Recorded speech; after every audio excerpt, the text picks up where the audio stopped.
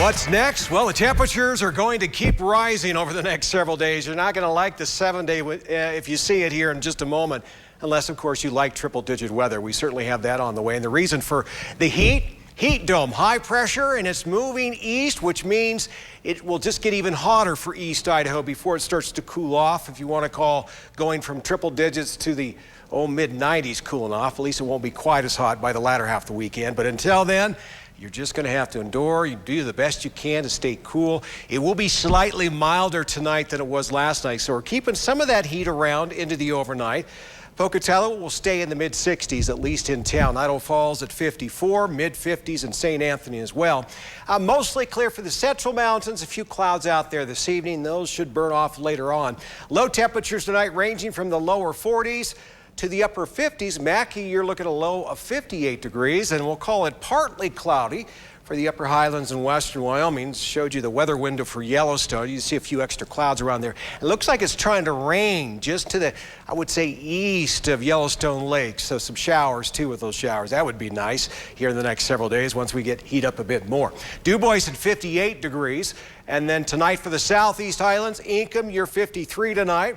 Low in Montpelier, you'll be the coolest spot, 49. That's still warmer than usual. In Preston, you'll stay in the mid-50s, the heart of Franklin County, almost 100 tomorrow, almost 100 in the southern end of Bannock County at Downey, and 95 will be the high temperature at Ingham. Even warmer in the upper highlands. I guess you could say hotter, especially for places like Jackson, where they're definitely not used to 90, and they're going to see that tomorrow. Mid-90s in the middle of Clark County, 94 in Du Bois.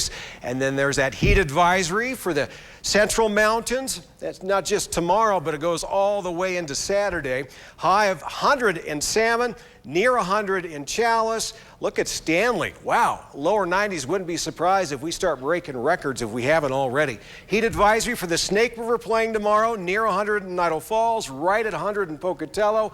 American Falls will have a high of 100 degrees. Your southeast Idaho Chevy dealer 7-day forecast, and that heat advisory just keeps on going with those triple digits.